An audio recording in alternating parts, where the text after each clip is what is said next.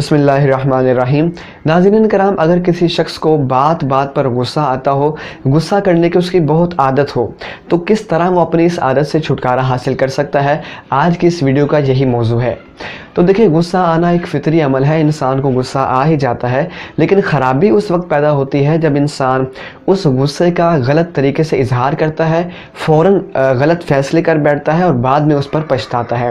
غصے میں آ کر انسان اپنے والدین کو چھوڑ دیتا ہے، غصے میں طلاق دے دی جاتی ہے، بعد میں انسان پریشان ہوتا ہے، غصے میں آ کر مار پیٹ ہوتی ہے، گالی گلوچ ہوتی ہے، لڑائی جھگڑا ہوتا ہے، انسان اپنے سالوں کے قریبی دوستوں کو چھوٹی سی بات کی وجہ سے چھوڑ دیتا ہے اور بعد میں انسان اس پر پریشان ہوتا ہے۔ اور انسان کو جیسے ہی غصہ آتا ہے، انسان فوراً اس کا اظہار کرتا ہے، جو کہ اصل خرابی کی وجہ ہے۔ تو دیکھیں، سب سے پہلے آپ کو جس جگہ پر غصہ آ رہا ہے، جس شخص پر غصہ آ رہا ہے، وہاں بغیر کچھ کہے، بغیر کچھ کیے، اپنے آپ پر تھوڑا کنٹرول کرتے ہوئے فوراً اس جگہ سے آپ الگ ہو جائیں۔ اگر آپ گھر میں ہیں، فوراً باہر چلے جائیں، باہر ہیں تو فوراً گھر آ جائیں اور تھوڑا سا وقت گزاریں، کوشش کریں کہ وضو کر لیں، کیونکہ حضور نے فرمایا غصہ شیطان کی طرف سے ہے۔ وضو کر لیں، تھوڑا سا وقت گزرے گا، آپ کا غصہ تھوڑا ٹھنڈا ہوگا۔ اب آپ اگر واقعی سامنے والا شخص ظلم و زیادتی کر رہا ہے، واقعی غلط ہے، کسی سے مشاورت کریں اور کوئی مناسب سلوشن ڈھونڈنے کی کوشش کریں۔ اسی طرح ویسے عام طور پر چھوٹی چھوٹی باتوں پر انسان غصہ کر لیتا ہے، تو کوشش یہ کی جائے کہ سامنے والا شخص جس پر غصہ آ رہا ہے، انسان یہ سوچے کہ اگر اس نے خطا کر دی ہے تو کیا میں کامل ہوں؟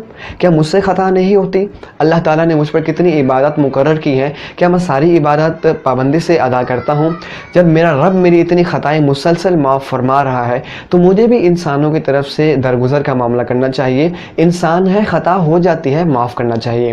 اسی طرح اس شخص کی کچھ اچھی عادات بھی ہوں گی، اس کی کچھ پازیٹیو چیزیں بھی ہوں گی، کچھ احسانات بھی ہوں گے، اس کے احسانات کو سوچا جائے، اچھی چیزوں کو سوچا جائے، اچھی عادات کو سوچا جائے، تو امید ہے یہ چیز بھی اس کی خطا سے صرف نظر کرنے میں مدد فراہم کرے گی۔ اسی طرح ناظرین کرام، سب سے اہم چیز کہ ہمارے پیارے نبی صلی اللہ علیہ وسلم کی حیات کے بارے میں سوچا جائے کہ آپ نے اپنے اوپر ہونے والی بے شمار ظلم و زیادتیوں کے باوجود ہزارہا لوگوں کو بالکل کھلے دل سے معاف فرما دیا۔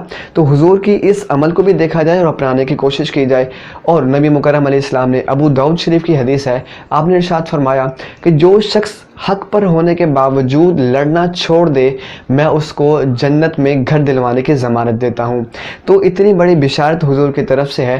اگر واقعی اس کی طرف سے غلطی ہے بھی، تو اس کی اچھائیوں پر نظر رکھتے ہوئے اور اللہ تعالیٰ سے انعام حاصل کرنے کی نیت سے اس کو معاف کر دیا جائے، بدلہ نہ لیا جائے، اور اللہ تعالیٰ سے اپنے اس عادت کے چھٹکارے کے حوالے سے دعا بھی کی جائے، تو امید ہے کہ غصے سے چھٹکارا حاصل کرنے میں مدد حاصل ہوگی۔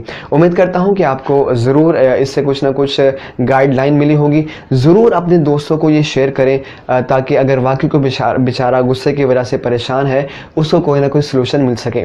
ملاقات کرتے ہیں اگلی کلپ میں۔ دعاؤں میں یاد رکھا کریں، وما توفیقی الا باللہ۔